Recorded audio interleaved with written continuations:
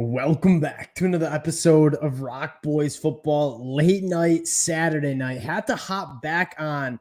Coach Prime in the Colorado Buffaloes continue the momentum on the recruiting trail, landing another massive target in the transfer portal in Justin Mayers from UTEP. And the whole goal for Colorado heading into the transfer portal was to get this offensive line right. In the last couple of days, Colorado has massively improved what this offensive line room looks like. And I think the biggest difference from last year is a lot of these guys are coming in with a ton of starting experience and have a ton of offers from other Power 5 programs. You take a look at a guy like Justin Mayers, coming from UTEP, phenomenal numbers the last 2 years at UTEP. But you look at the offers that he had when his name hit the transfer portal: Texas Tech, Mississippi State, South Carolina, Louisville, Maryland, and plenty of other Power 5 programs reached out to Justin Mayers, and Coach Prime, the Colorado Buffaloes, able to land him. This offensive line looking much, much improved, and it is still early on in the transfer portal process. Before we get into Justin Mayers and talk a little bit about the projection of what this offensive line might look like in 2024, just want to say thank you to you guys, and a special shout out and a sincere thank you to the Colorado fans. This was a couple hours ago. We hopped on, talked Tyler Johnson and a couple of other names. The most listened to episode that we've ever had. That amount of support, it means a lot. I love talking this program, and the amount of support y'all just showed, it really does mean a lot. If you do enjoy the content, consider subscribing to the channel. This is going to be a program that we're talking a lot about over the next couple of weeks as Coach Prime going to be active in the transfer portal. Appreciate you guys. And let's get into Justin Mayers, right? Late night, almost midnight out here on the East Coast. The reason why Justin Mayers was so sought after is because he's put 2 years of college football tape that is extremely good. Going back to his 2022 season, 419 pass pro opportunities. He only gave up 7 pressures and 1 sack. You go back to 2023, this season, 374 pass pro opportunities, only 9 pressures and 1 sack. So the last 2 years, he's faced almost 800 pass pro sets. He's given up 2 sacks and less than 15 pressures. This is a guy that is proven at the group of 5 level, and there is a reason that so many Power 5 programs wanted Justin Mayers to come in and play for their program. Coach Prime landing him is absolutely massive. And I think one of the things that a lot of the Colorado fans, and the one we just talked about, said in the comment section was some really insightful stuff.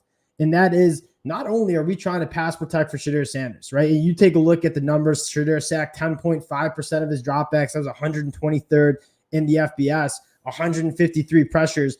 Yeah, they needed to clean that up. Another thing that you guys mentioned that is vitally important for this Colorado offense heading into 2024 was running the football. This is a Colorado offense that only ran the ball 2.3 yards per carry. That was 133rd in the country.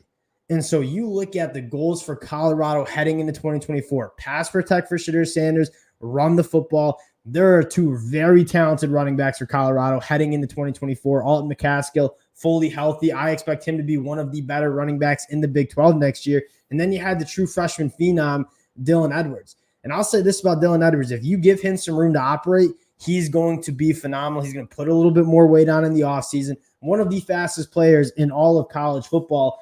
If this offensive line can get right, not only are you pass protecting better for Shedeur Sanders, but you're getting that run game going as well. That's what you're looking for Colorado. And a guy like Justin Mayers, you talk about running the football. Not only has he been phenomenal in pass pro, this dude can move bodies at the line of scrimmage. He is very strong at the point of attack. 6'3", so a little shorter, plays with good leverage and moves people. Extremely powerful hands. So you're looking at this run game, it's going to get better. You're looking at this pass protection, it's going to get better. And you take a look at the projecting offensive line in 2024, and we're only less than a week into the transfer portal, you're already feeling pretty good about what it looks like. Just an early look here. One, going back a couple days ago, 5-star offensive lineman Jordan Seaton commits, top 15 player nationally, the number 1 offensive tackle in, in the 2024 class.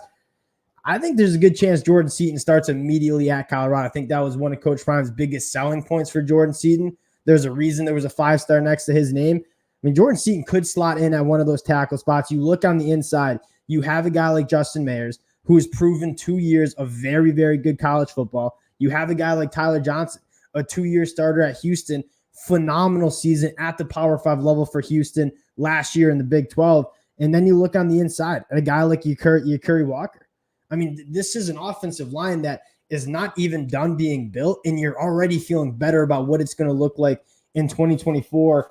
Another thing that you guys mentioned that I think is a really, really good point, and that is not only is the starting five for this Colorado offensive line vitally important, but having depth and competition. And some of y'all said the scout team, Coach Prime praised the scout team late in the season, having guys in your two deep and on your scout team that are giving good looks and just overall elevating the level of practices and competition within the offensive line and other position groups on this team, it's going to be massive. You look at some of the top programs around the country, the Georgia Bulldogs probably being that number one list, where you look at their two deep and three deep, and those are guys that are really quality football players. And for Colorado last year, the depth really wasn't there. You had some star players, right? Guys like Shedeur Sanders and Travis Hunter and Jimmy Horn and Xavier Weaver, who were phenomenal players for Colorado. But I think the bigger problem was the depth, specifically on the line of scrimmage, wasn't quite there. You're seeing that depth turn around. Not only are you getting some starting quality players, but you're also building a lot of depth, and you're going to see Colorado bring in more than just this group of offensive linemen, but you're already feeling good about the starters that are going to be out there, and you're already starting to feel good about what the two deep and three deep is going to look like as well. A couple other names I want to buzz by real quick. Kaleil Benson, coming over from Indiana. This is a 12-game starter at Indiana.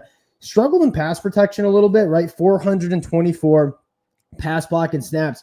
Did give up 37 pressures, but only one sack. But you look at the run blocking grades, I mean, this is a guy that moves bodies, and whether he's a starting left tackle or not, whether he's a starting tackle or not, you're feeling pretty good about a guy like Kaleil Benson. Again, adding to that depth and specifically adding to a little bit of that rushing attack. I mean, this is a guy that's 6'6", 325, can move bodies at the line of scrimmage. Jordan Seaton is a true freshman tackle. You're bringing in a guy like Kaleil Benson who's a 12-game starter at the Power 5 level in the Big Ten. That's how you want to supplement young talent. Jordan Seaton, a little bit unproven, but a guy with massive, massive potential. And then you have a guy like Kaleil Benson where you know you're going to get a quality offensive tackle. Whether he's starting, whether he's in the two deep, you feel good about that depth. And the other guy I want to mention here is Terrell Timmons in the wide receiver room, and already a loaded wide receiver room. And you know Coach Prime's going to get this wide receiver room extremely talented. And Terrell Timmons hasn't played a ton in his first two seasons at the college level. But I think what the thing that jumped out to the coaching staff about Terrell Timmons is he's a guy that you look at the numbers, 14 catches, 274 yards. If y'all don't want to do the math at home, that is 19.6 yards per catch, almost averaging 20 yards per reception. Terrell Timmons Jr., at the college football level, it's all about hitting explosive plays. And a guy like Terrell Timmons has shown that he can work vertically down the field, hit those explosive plays. So, again, whether he's starting, whether he's in the two deep, whether he's in the three deep, you get another quality football player to add to this Colorado roster. Really fired up about where this is going. And I know a lot of Colorado fans are saying, like, what is this offense going to look like with a better offensive line? It was an offense that was already putting up some nice numbers with an offensive line that, I mean, not to be disrespectful, is probably one of the worst in the Power 5. It's getting massively better. You're retaining a lot of your guys on the outside. This is a very exciting time to see what Coach Prime is doing. We're not nearly done. Again, only 5 days into the transfer portal. Coach Prime going to continue to work to get players in. Exciting times. Appreciate you guys checking the boys out late Saturday night. Again, the amount of support the Colorado fans have shown, it really does mean a lot. If y'all do enjoy the content, consider subscribing to the channel, and we'll talk to y'all later.